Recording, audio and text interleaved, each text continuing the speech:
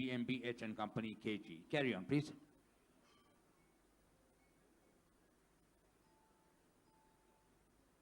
Obviously, it's to me to speak now. Good afternoon, everybody. Thank you very much to the organizers for inviting me to this conference. I apologize for not being with you in person. I hope, nevertheless, that I can contribute to the success of this conference. I try to share my screen, if this is okay for you now.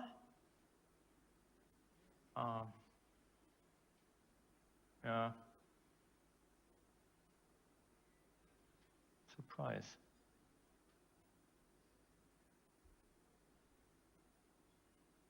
I don't see the PowerPoint. That's interesting.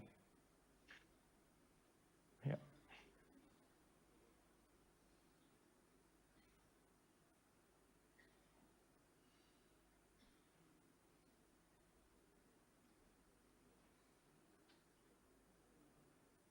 So, my topic is gluten replacement. That's actually a short title, and well, maybe it's a little bit more complicated than that.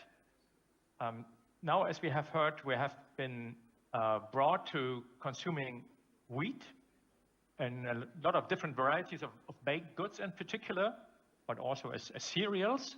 And now the industry sometimes struggles to get wheat with a sufficiently high protein content and also a sufficient protein quality.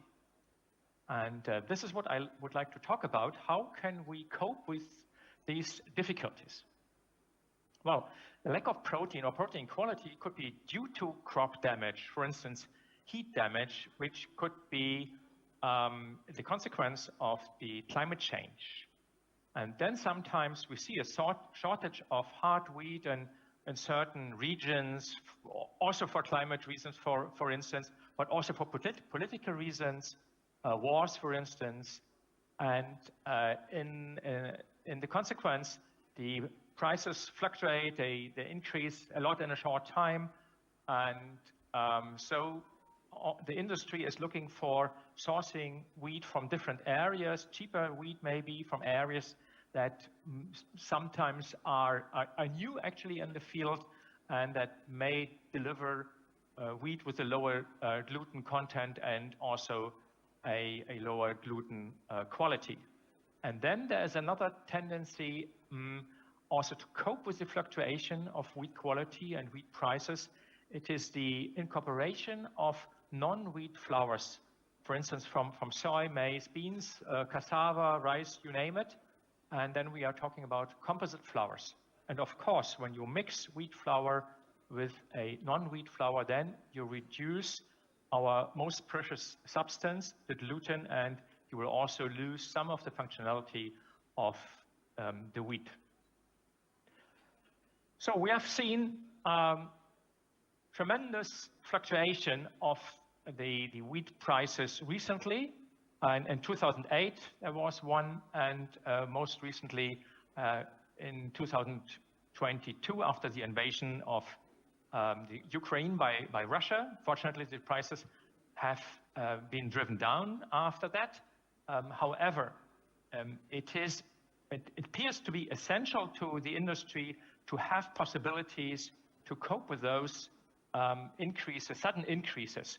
So it is advisable to know about composite flour, for instance, so that you can switch to other raw materials for a short time, as you can see, to buffer the price increases.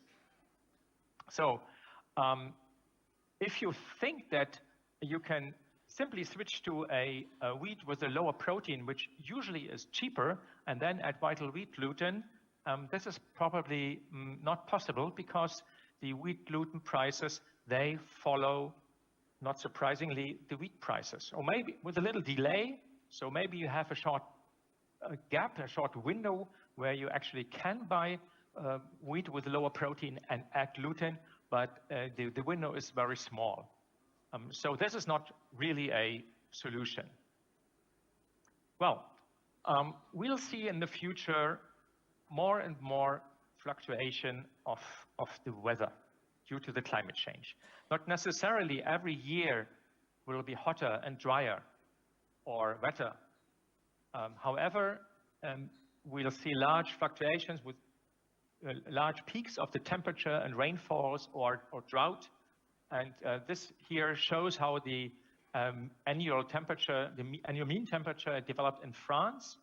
It's actually a country with a moderate climate, but you can see that recently the temperature was much higher in average than the decades before. And this will have an impact on the wheat yield, on the wheat quality and the wheat yield. Each time the average global temperature increases by approximately 1 degree Celsius, the grain production is reduced by 6%.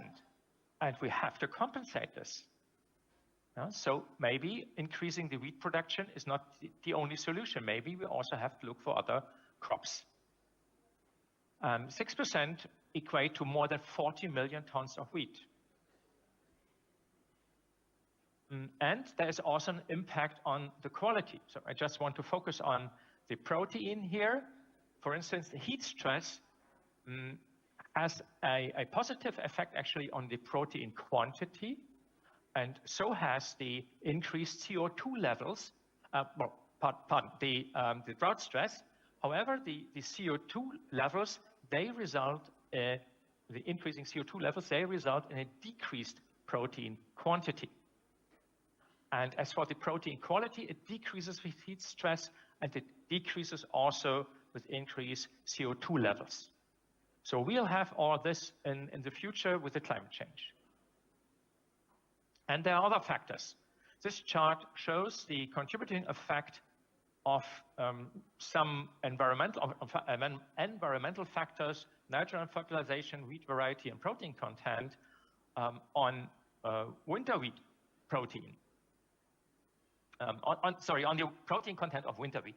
And here you can see that also the fertilization methods are very important.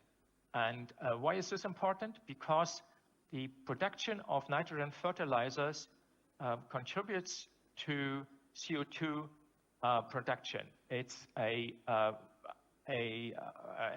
industry that consumes a lot of energy.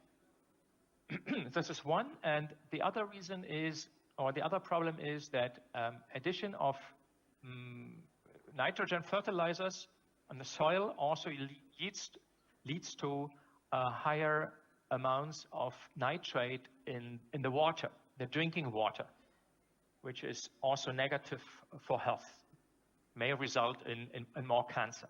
So in areas where the wheat is fertilized, now there is a tendency to reduce the fertilizer, and this will affect, as shown by this chart, also the protein content. So another reason to try to cope with the fluctuating protein content. Well, there have been solutions, enzymatic solutions, around for quite a while, and it's well known that with enzymes you can compensate for a lack of protein. And this chart, we created this by air classifying a single wheat lot or wheat flour lot. So we air classified the wheat flour into fractions with more or less protein, and then we looked for the volume yield, and of course for the fractions with the lower protein, 10.8%, the volume yield was lower, whereas with the highest protein it was highest. And then we can see that with an additional enzyme, with simple xylanase and amylase compound, we were able to cope for the volume loss. And you can also see that a wheat flour with a higher protein has also a higher potential. So when you add this enzyme to the flour with a higher protein content, then you also get a higher volume. Nevertheless, if you were satisfied by the volume yield of the high protein flour without a lot of flour treatment, then you could easily use a flour with a lower protein content and achieve the same volume yield. However, volume yield is not the only property that we are after. We are also after the processing properties. And this is something that this slide doesn't show. It is not unlikely that with a high dosage of this type of enzymes, you'll also get, for instance, some stickiness or some weakness of the dough, which nevertheless may result in a higher volume because you need extensibility of the dough to get a nice volume. But maybe the shape is impaired by the soft dough. This is not included when you use a simple enzyme mixture comprising amylases and xylanases. So it has to be a little bit more sophisticated than that. And we actually put a lot of work into this. And we came up with some so-called gluten enhancers. And here you can see the effect of the gluten enhancer when we try to optimize, or not to optimize, but to improve a lower protein flour, 11.4% instead of 13.1%.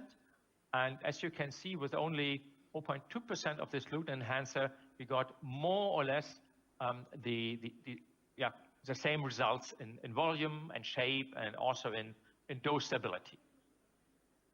And here's another example for a whole meal wheat flour with only 11.12%, where usually 5% of vital wheat gluten are added.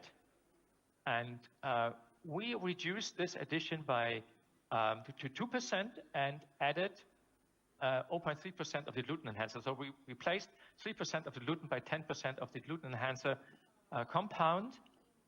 We ended up with a total protein content of 12.8%, and as you can see, the results are similar.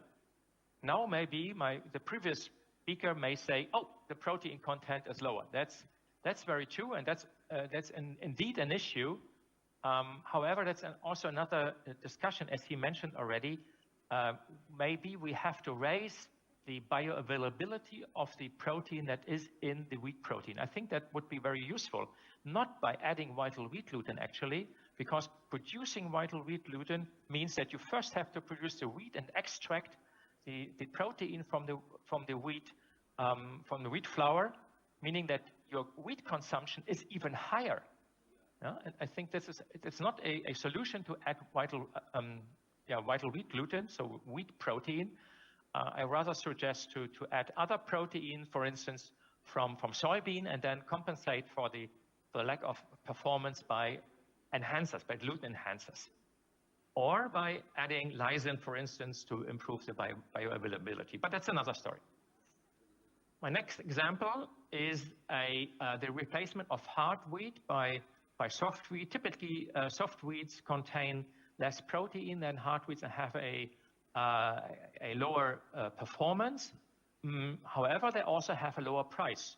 So flour mills and also bakers, sometimes they have to replace the hard wheat by soft wheat. However, they lose performance.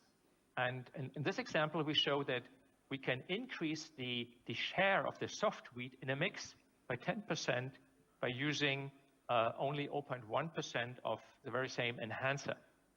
The basic treatment of all flours is always the same in my examples. And yet another example here is the composite flour that I mentioned before. This is the composite flour with cassava flour is a very typical application, for instance, in Nigeria, but also in Indonesia, because they have a domestic cultivation of cassava. So they produce the cassava flour or tapioca. And sometimes it is even subsidized and cheaper than flour. So then, of course, the bakers, they like to use it, but typically it's more expensive. Nevertheless, there may be mandatory reasons to replace wheat flour by cassava flour. And then, of course, you lose wheat performance. And in this example here, we had an addition of 10% cassava flour. And I show here that although, I have to start again, to cope for the loss of performance 4% of gluten had to be added to get the same performance of this composite flour as for the pure wheat flour. So, and we replaced 3% of this 4% of the added gluten by 0.3% of the gluten enhancer. We ended up at 11.4% protein, but as you can see, the baking results were at least as good as with the gluten, with the added gluten, if not even better. 1 minute, please. 1 minute left. Thank you. Yes. 1 minute. Thank you. So, to summarize this, the cassava flour contains only 1% of non-gluten protein. So this impairs, of course, the performance. And typically, this missing protein is compensated by vital wheat gluten. However, this is expensive, and as I mentioned, it's not sustainable. So it's better to have a solution like our gluten enhancer. So, and then there is a case study from West Africa where hard wheat was replaced by French wheat. And well, I switched to the baking results here. Well, we tested replacement of 30 up to 30% of the hard wheat, and we came up with a result that up to 20% can replace the remaining 10% of the hard wheat flour, resulted in acceptable and very good baking results with even a higher volume. And you can see here the baking results and the pictures here for baguette. Actually, in West Africa, they produce baguette. And with the 0% hard wheat, you see that there are some problems with the cut, with the opening of the cut. However, for remaining 10 or 20%, the cut is pretty well developed. And also in the stress test over fermentation, the cut is still opening very well. And this is something that the people in this area appreciate. So with this, my summary here. But I think you can read this in the PDF later, so I can end with this slide. Thank you very much for... Thank you very much, Dr. Lutz. Thank you so very much. We're moving on to our next speaker. Thank you. Thank you, Dr. Popper, for the very interesting lecture. Our next speaker is Mr. Sundar, Head and Managing Partner of GmBh. Thank you.